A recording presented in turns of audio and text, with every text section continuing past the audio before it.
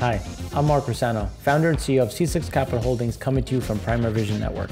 So today on the Frac Spread Show, we're going to talk about the frac spread count, what's happening in the U.S., what does it mean with Iran? Is there going to be a deal? Is there going to be a deal? Is there not going to be a deal? Why does that matter so much? And then we're also going to talk about OSPs going up out of Saudi Arabia, which just means that we're going to see an OSP increase or official selling price increase throughout the remainder of all the other GCC nations. And then we're going to talk about some of the underlying risks that we're seeing on inflation, and not so much, obviously, we all know about crude, but we want to look at food pricing and some of the other issues that we're seeing on the global consumer, especially when we're talking about wages. But with that being said, back to the lighter side of the show, which is going to be the frac spread count, which we fell by 10. So if you remember last week, we talked about how we had this big run up in activity, that we expected to see some of this slow down just because there was some spot work that was going on. So we went from 290 to 280.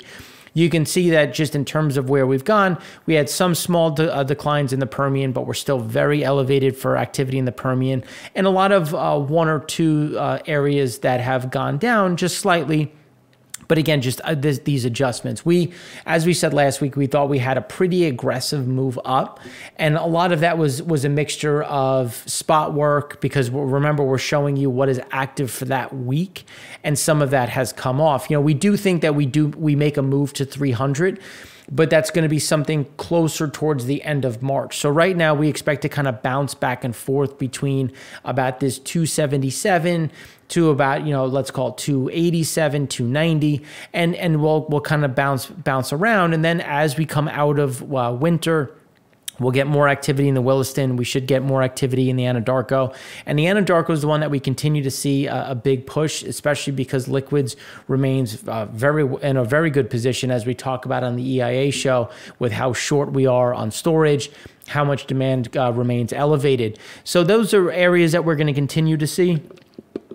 And the Permian will remain, again, that bright spot, as we're already, in comparison to the other, the other 5-6 years, we're very, at the highest end that we've been at for this period of time. Again, like there's always ebbs and flows based on seasonality, but we continue to be at a very high level. So now when we look at rigs, rigs, as you know, was essentially flat. Oil was down 3, gas was up 3. But when you look at the total around the world, Canada was down 7. So again, when you look at the U.S. itself, oil fell, gas increased. But when you look at directional went down by 1, vertical went down by 1, but we saw a horizontal increase by 2. So that's, again, that focus on increasing those DUCs. And as we were saying, we expected to see some of those levels of frac spreads dip a bit, but we do expect to see rigs remaining fairly elevated and moving forward. Some of the bigger issues, though, in terms of what we've talked about, and for those that have read what we've discussed, we talked about this last August, where the bigger issue that we're seeing is outside of, obviously, labor, because, we've beaten that to death, but is really equipment. And we're seeing it now on pipe. We're seeing it in terms of what is happening on casings, on diesel availability, on proppant. On the logistical side and just input costs, we're continuing to see a lot of problems, especially on the piping side, on the steel side. Pipe prices have exploded. They continue to go up, and there still remains a lot of this tightness that we don't see going away anytime soon. We still import a decent amount of this pipe, and it's just not getting to our shores in a timely fashion. We have a lot of bottlenecks, as we've talked about on the EIA show, and we continue to talk about here. So even fixing that, it's not a matter of, well, just go out and buy more. It's like, well, it's sitting offshore, and we're struggling to get it into the market. And even once it's pulled off of a boat, how much is it going to cost to ship? And just trucking it is becoming so expensive, because a lot of these guys know what they're worth, and there's the prices of shipping this pipe around the country continues to rise. So again, that's also going to slow some of this. So one of the things that we talked about in our insights is, even if you had a company that said, yeah, you know what, based on these prices, we're going to increase production by 25%. good luck, with whose with whose equipment, with what labor, with what prop in. So you could say it, but actually carrying it out is going to be very difficult, which is the bottlenecks that we saw forming in August of last year and really throughout most of last year. But again, we try to highlight it in that AOGR article. And that's where, when you look at this shift, even though prices are as elevated, it's not like we're going to see this gigantic spike in U.S. production. Well, it'll support production. Don't get me wrong. Like, we're going to continue to see an increase in U.S. production as we still hold to that 12.2 to 12.3 million barrel a day export. But when you look at refiners in the U.S., they require 33, 34 API on average. We're producing between 42 and 48. So we're seeing a more demand out of Europe for U.S. crude. But what the actual refiner in the U.S. can stomach or can tolerate is already near being matched. So we really do have to rely on exporting our excess light and importing a lot of that light sweet, which the heavy sour and the medium blends, which we're starting to see move a bit more aggressively out of West Africa. Now, when we talk about the Iranian deal, as we showed last week, Iran offers some opportunities. We talked about in the EIA show last week and again this week. When you look at Urals, how do you easily flip between Urals and other? And Iranian light is the closest, which is why we keep talking and seeing more about Iran and that in that deal. The issue right now is, what is the deal gonna quantify? How long is it gonna last? There's now Iran has a bit more of a bargaining chip given the shortfalls that we're seeing on very specific blends, which Shell did actually purchase Urals. It was at a just over $28 discount. So that, as we said before, there is a price that people will step in, and it's apparently less $28 Brent. That we'll see more, especially as it continues to stay under pressure. I would assume India and China is going to buy. China continues to buy ESPO and SOCOL. But the Iranian piece is important because when you look at the last time we had that deal in 2016, you can see that we added almost 1 million. They added almost 1 million barrels quickly. Now, you can also see that it's come down a bit. And Russia is one of the largest investors in Iran right now and the most active, because European companies aren't there. U.S. companies haven't been there for a long time. So how active is Russia going to get? And are we going to start to dictate between, well, who's actually bringing these fields back to life? And is it really Iran? Now, given we should see about 1 million barrels, we should go from about 2.5 to 2.5 to just below 3.5, 3.5 in general. 800 could probably come fairly quickly. But when you look at Urals, we're losing about 1.6 million, not to say that people won't step in as we saw with Shell, but it gives you an idea of why it becomes more important to see their crude because of the ability to swap. But as we've been saying, China and India have been active buyers. They have been buying. The U.S. has known this. We've allowed most of it just because they have an inflation problem, and we import a lot of stuff from them, and helping their inflation helps us. So there's a certain amount of back and forth. But again, this is one of the biggest issues. Now, when you look at OSPs, as we talked about from Saudi, even with Oman, Dubai being at such a steep discount versus dated Brent, it doesn't matter. Like, you're still going to try to capture what you can. And this is just looking at the increase in pricing versus Oman, Dubai going into the Middle East. So you can see that it's at $4.95 premium to Oman, Dubai. And then this is just one of them. When you look at the other ones, super light is at $8.15, extra light $5.90, light, which is what we're showing, $4.95, medium $4.90. So they're looking to make money. So if you look at what they're going to strive to do, because Asia is going to be the biggest buyer, what numbers are we going to see? And are we going to see them saying, look, okay, we'll put more out there, but this is what you're going to have to spend. So I think you will see an increase in exports, and that's going to be the one to watch. As we showed last week, the UAE had a big shift higher in exports in February. It's close to what we were at prior to all of this happening with COVID in early 2020. So in 2020, they were just over 3.5 million barrels a day out of the UAE. Right now, they're at about 3.34. They could pretty clearly hit that level, but it's not just going to be from the GCC countries. Iraq has been asked to. They've seen a bigger increase in what their demand is and the request for additional crude. So given these prices, they're going to look to try to also hit the bid as hard as they can and increase some of these different pieces. Now, when you look at some of the other issues that continue to befall us, we're already at a record food price. So we have taken out the 2011 highs, and we're continuing to go up. Now, the biggest issue at this point, as we showed in the chart last week, about 110 million tons comes from Russia, Ukraine, which is not going to hit the open market. Now, if Putin, again, stands up and says, guys, you know what, my bad. I'm not sure why this happened. We're retreating, our fault, which we know isn't going to happen. And how is Ukraine going to make up for planting? I mean, they're supposed to be planting in 30 days.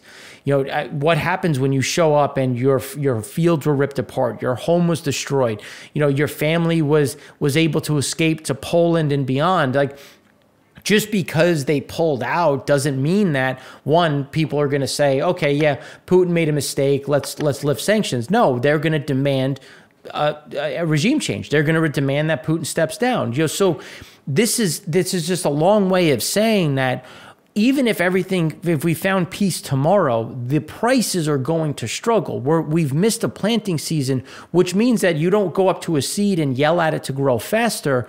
You've missed this year. So what does that do to the next year? What does that do when you look at now Russia is recommending that fertilizer makers halt exports, which isn't surprising because, one, how are you going to get it to Europe? You can't ship it. You can't rail it. So, okay, you're saying it, but we know you can't get it there anyway. But Europe is a big buyer of Russian fertilizers. Ukraine, Russia use a lot of fertilizer. Other areas use fertilizer. This is, again, going to create additional. So not only just on the food side, but also on the ability to put down fertilizer to increase yield is going to be diminished, which again just leads to more and more issues that is going to be beyond this planting cycle and going to go into next planting cycle. And who are some of the top importers of Ukrainian wheat, just to get an idea of where some of these impacts will be? And you can see it's Indonesia, Egypt, Pakistan, Bangladesh. These are not stable places. So obviously some of them are stable, but when you look at just who they are, there's a lot of unstable countries in there. And what does it look like if you have to go out and supplement this food? What's the price that you're going to pay? What is the price that you're going to accept? And how much can the government subsidize? Because that's what we have to look at now. We've already seen wheat go limit up, corn go limit up. We've seen crude continuing to surge higher. But these countries have subsidies. So do they increase the price by 20%, by 30%? Is this even going to be accepted? You're looking at this unknown, which is why we talk so much about emerging markets and where global crude demand is going to sit, given these surging prices and how we will have that demand destruction. Now, just shifting to the U.S. for a minute, the spread between prices paid and employment components is widening in ISM services at a faster pace than ISM manufacturing. Inflationary pressures are still evident in both indexes as employment fails to rise at the same pace. Now, this is what we're continuing to see, is this bifurcation of where wages are, where real wages are, and where actual prices are. And we continue to see this bifurcation, which is just going to lead to a faster decline in what your actual dollar and how far it will go and what your spending will be. If you remember in the Econ show, we talked about how people are increasing their membership and purchases from clubs like BJ's, Costco, and the reason is you have people going down that scale. There's a replacement. If you normally buy premium organic apples from Whole Foods, Well, those are expensive. So maybe you're going to go to King Cullen or Stop and Shop and you're going to buy their regular apples. And then you look at that and you're like, man, those are expensive now. Well, maybe the last place you go is BJ's and you go to BJ's and you go say, okay, well, I can buy a bag of these for X. And then prices continue to go up and you're like, wow, I'm not going to be able to eat apples right now. I'm going to have to go to a different fruit. And that's where you start to see that. And as you continue to go down that rabbit hole, those replacements, you lose them and you don't have them anymore. And that's when, instead of just going down the replacement cycle, you just yield and say, I can't afford it, I can't buy it. And that's what we're seeing in some of these other trackers. So the supply chain stress tracker, I don't think is a surprise, is getting worse. And it's not going to improve anytime soon, not only because we had never really improved, as you can see here, from COVID, but now you have the hidden wrinkle or the new wrinkle of Russia and their supply chain and the raw materials they push out into the world. Now, one of the underlying issues is the long-term macro index with ISM manufacturing versus business cycle stages. We've essentially hit every single piece of the business cycle problem or late business cycle, and we're just waiting for the Fed to raise rates, which I think is still a very likely component, especially given where jobs were today and where you have inflation currently. So they're going to have to get in front of this, just giving you an idea that we're late cycle, given where we are and what the pressure remains in the underlying system. Now, it's not just the US though. When you look at the global composite, the global economic growth picked up in February, rising from January's 18-month low of 51.1 to 53.4 in February. New orders and employment rose at a quicker pace, but the rate of price inflation also accelerated. So now mind you, February only picks up X amount of Russia-Ukraine issues. So what does that look like in terms of output? Where is that going to put the supply chain? Where is that going to put price? Because price inflation is still going up, and Russia-Ukraine was still at its infancy in terms of its starting cases, which again the U.S. is going to import that. Emerging markets are going to be subject to that pressure, which is, I think, one of the reasons why you continue to see Americans' outlook on the U.S. economy. You can see that more and more think it's getting worse and not better. And it's unlikely that if you see things or if people feel like it's getting worse, how likely are you going to be to buy a house, to go on a big vacation, to travel abroad? These are some of the nuances that are starting to come out when you look at, well, how active is summer going to be? How active is the vacation period going to be? And now the depressing side on where we talk before we go a bit further into what is happening in the U.S. Just an update on where we sit in the Ukraine, Russia. So just to provide some of the positives first, just because why not kick off with the good stuff? So when you look at what's happening in Kyiv, there's been a very strong counterattack that the Ukrainian military has been able to conduct. They've been very strategic in where they are hitting on that period. So you can see that we're continuing to see that hit, which is a positive when we're talking about what does that mean. So they're trying to keep the Russian artillery more than 55 kilometers from the city, because by doing that, you're taking them out of range. So that, again, also allows it to continue to dig in, create their defenses. So that's one of the big pieces. And one of the benefits is they're fighting northwest to the Gostomel Air Base. So they're looking to connect, and they've been very effective. And as we all know, there's that 40-kilometer line that is essentially stuck.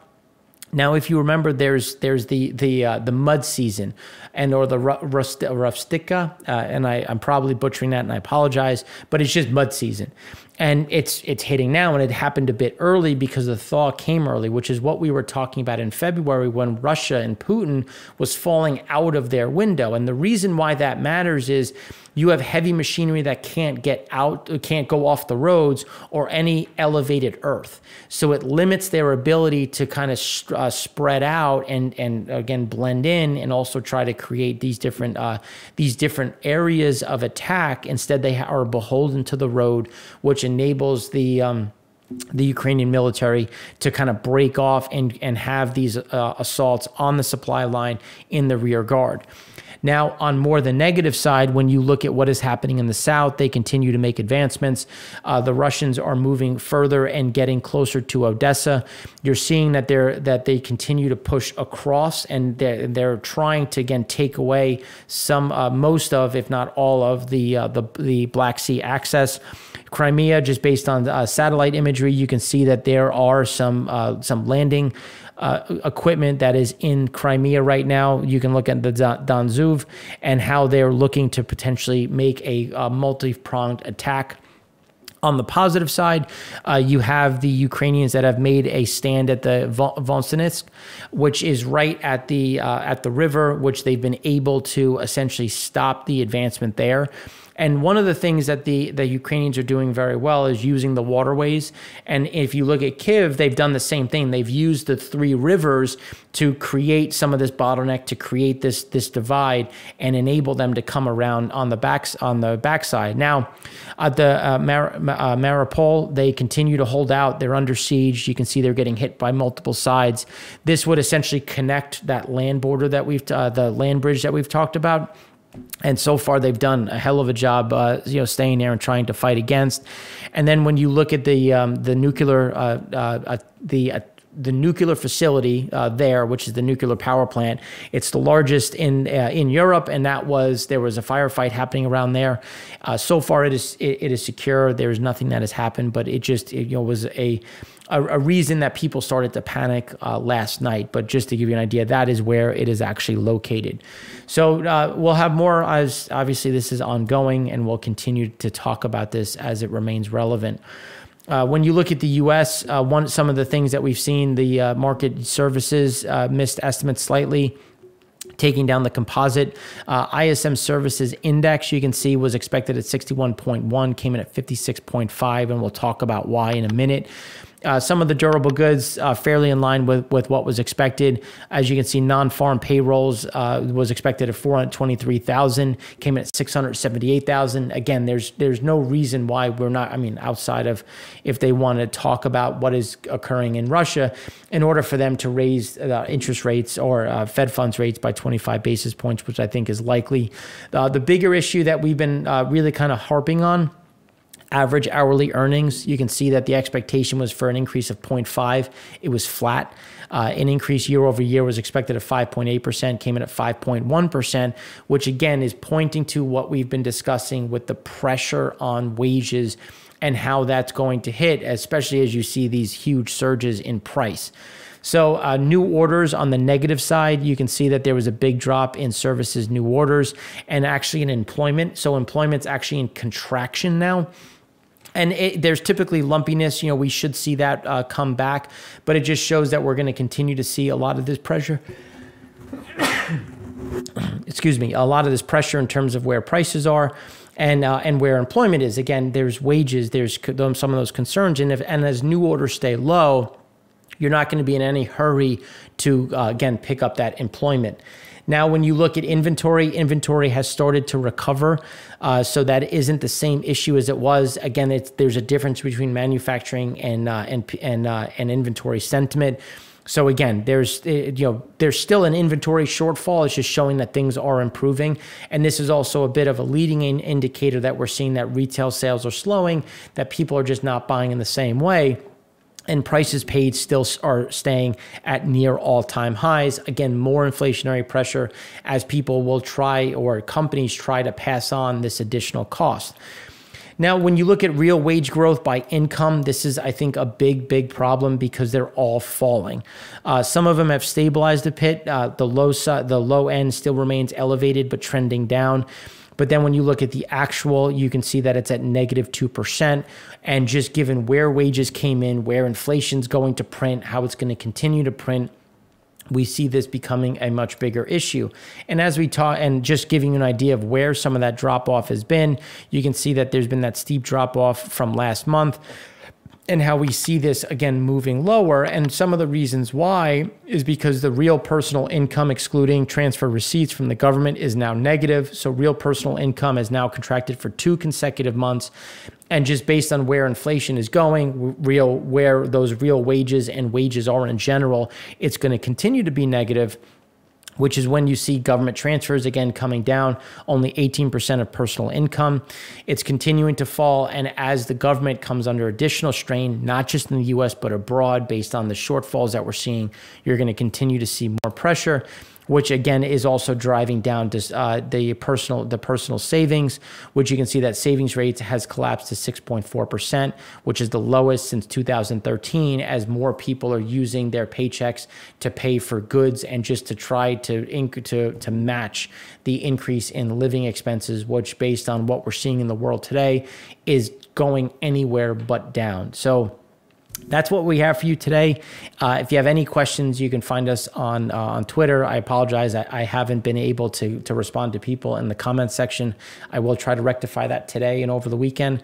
But otherwise, we hope you have a great weekend and enjoying some of the warmer weather as it starts to turn into spring. So thanks again for watching. I'm Mark Rossano, founder and CEO of C6 Capital Holdings, coming to you from Primary Vision Network.